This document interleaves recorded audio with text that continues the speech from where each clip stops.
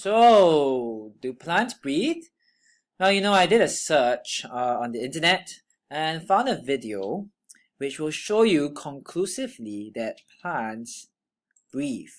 So here it is. Hope you find it interesting.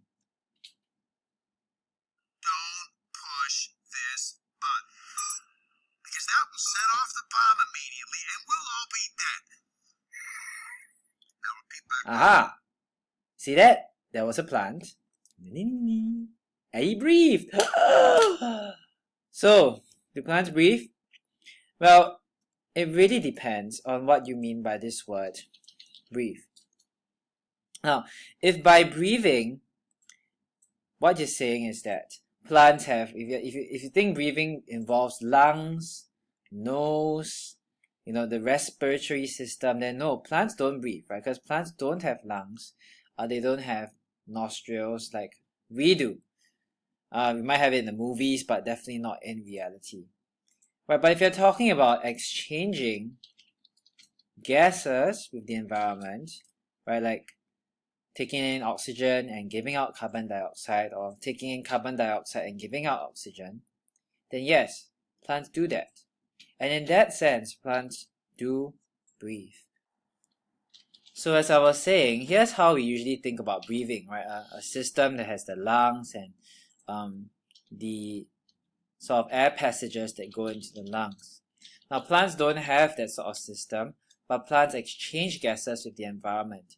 So I guess we wouldn't normally say that plants breathe. I mean, the language, I wouldn't write that plants breathe, but I would rather say that plants exchange gases with the environment, and they do this through stomata. Right? Remember those openings on the bottom of the leaf?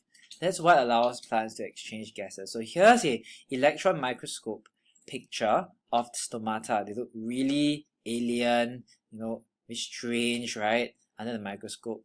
But these are the openings, and here you see the guard cells, right? Here's a guard cell. Ooh, plants look so strange up close. Alright, so here's a follow-up question to get you guys thinking. What gases do plants take in, and what gases do they give out at night and in the day? So think about it, pause it for a while, and we'll go on to the next slide in just a bit. Alright, so the answer to this question comes from thinking about what processes take place in the plant during the day and during the night. Now we know that in the day, right, photosynthesis takes place because there's sunlight, right?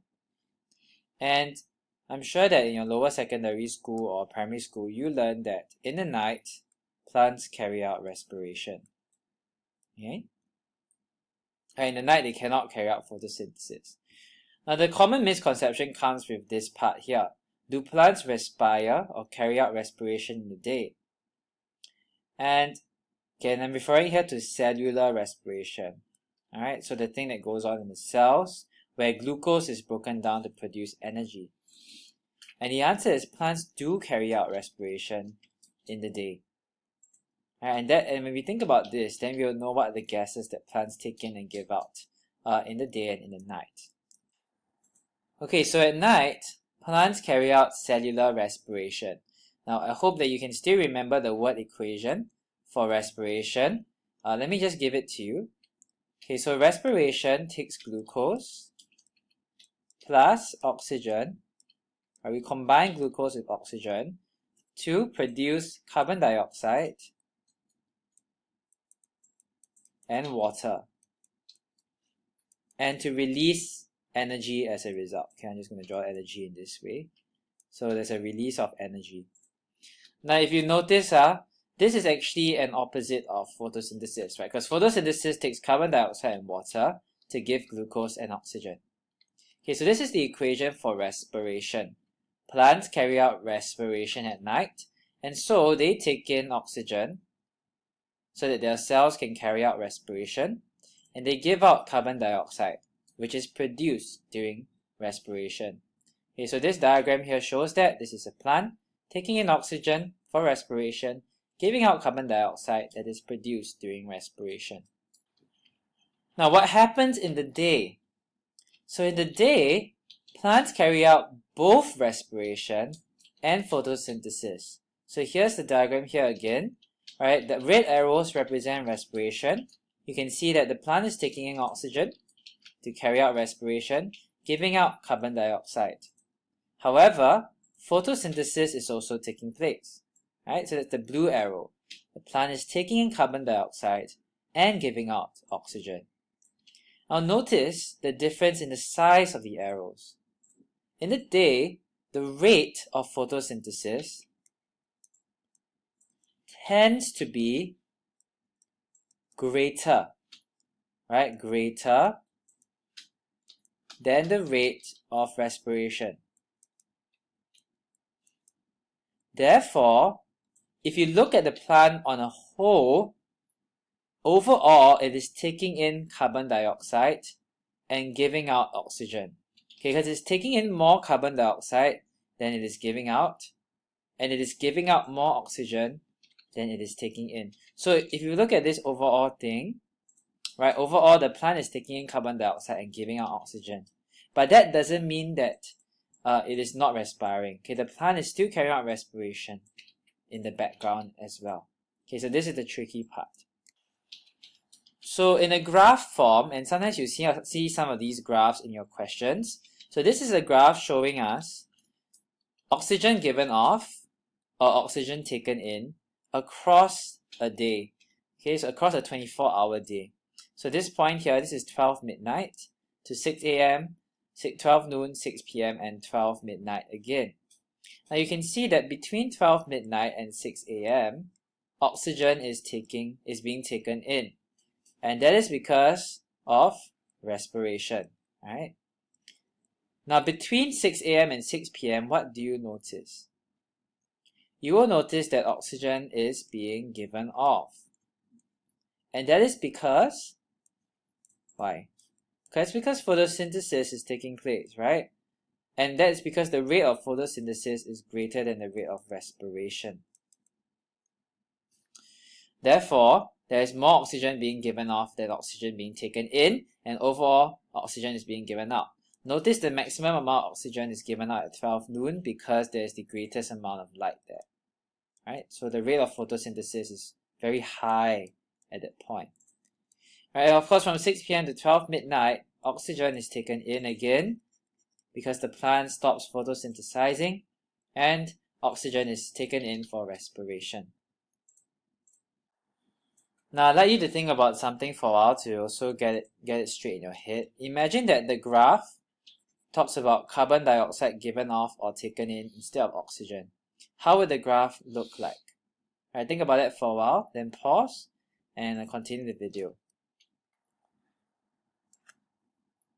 So hopefully your graph looks something like this, right? Kind of like the opposite of the oxygen graph.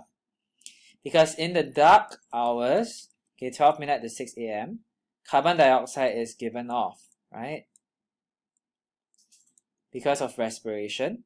Between 6 a.m. and 6 p.m., carbon dioxide is taken in because of photosynthesis, and the rate of photosynthesis being higher than the rate of respiration, right? And finally, when the sun sets and everything, then carbon dioxide is given off again due to respiration.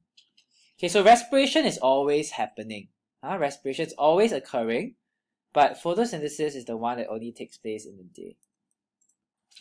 So we're going to move on to the question of how do stomata open and close and what effect that has on the plant. So here's a little video for you to show you what it looks like. So, wow, that's the stomata. Can you see? This is a time-lapse video with some weird background music. But that's stomata opening and closing. Alright, so how exactly do they open and close? That's what we're going to be talking about now. Alright, what you see here is an open stoma. Stoma is the singular for stomata, and also a closed stoma. And in the diagram, you will see guard cells. Right, there's one here. A pair of guard cells forms a stoma. Now, stomata are usually open in the daytime. and closed at night. Why are they open in the day? Well, hopefully when you looked at the word day, you would have thought that plants, tend to carry out photosynthesis in the day, and the stomata are open so that carbon dioxide can diffuse into the leaf, right, to be used for photosynthesis, right? If the stomata were closed in the day, the plant wouldn't be able to get the carbon dioxide it needs for photosynthesis. And they're usually closed at night, so that the plant doesn't really need the carbon dioxide to come in during the night because it's not carrying out photosynthesis. Of course, it's not completely closed, so there's still some exchange of gases taking place.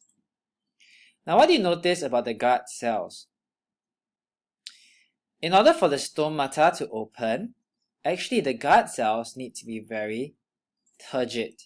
Right? So they're actually very turgid here. They are filled with a lot of water. They're very firm, and therefore, they push against each other in such a way that the stomata open. Right? But at night, when the stomata are closed, the gut cells become flaccid. So very not very firm, not turgid, and they lose, that causes actually the stomata to close. Okay, so just remember that stomata open, gut cells turgid, stomata close, gut cells flaccid. Now, how does this work exactly? Well, there is a theory for it, and I want you to know that it is a theory. It is the potassium theory.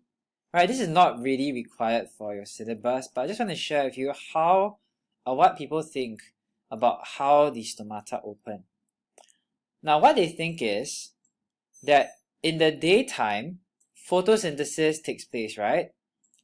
And therefore, the plant is able to have some energy because photosynthesis takes place producing glucose. Glucose is used to produce energy. So there's energy, and energy is used to pump potassium ions into the gut cells. So lots of pumping of potassium ions into the gut cells. Right, this causes the water potential in the gut cells to decrease because there's a lot of ions inside. And as a result, water moves into the gut cells by osmosis, causing them to become turgid, causing the stomata to open. Now at night, what people think is that the potassium ions just diffuse out of the gut cells because there's no more photosynthesis, so no more pumping of potassium ions into the gut cells. Right, all the potassium ions that have accumulated there in the day now diffuse out of the gut cells. As a result, the water potential of the gut cells would increase, right, because less ions, and water will move out of the gut cells by osmosis. Okay, so that's how people think the stomata open and close. Now, before we end, I'd like you to think about one question. So think about this carefully. What do you think happens to stomata on a very, very sunny day, and why? Okay, pause the video for a while, discuss this in your own head or with the person beside you, and come back for a discussion.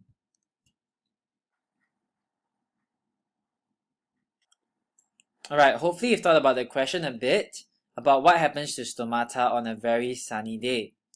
And your answer probably fell into one of these two camps. Maybe you thought, chiong right? Sunny day, so let's carry out lots of photosynthesis. Chiong So let's open up our stomata to allow carbon dioxide to diffuse into the plant for photosynthesis. Right? So allow diffusion of carbon dioxide to maximize photosynthesis. However, the problem is there's an increased loss of water because as your stomata open up, water vapor also leaves the plant. So the plant runs a risk of losing more water. Alright, so maybe you thought, siam lah, it's so sunny, so let's close our stomata so that we don't lose water vapor, right? We don't want to lose the water vapor from the plant. So close it, reduce water vapor loss. However, this reduces the intake of carbon dioxide, right? Because carbon dioxide cannot move in or moves in at a slower rate. And this reduces the rate of photosynthesis. Alright, so I hope that you see that there is no simple answer and you do need to think critically about such things, especially when you ask the question in the exam. Alright, that's all. Go and do the worksheets.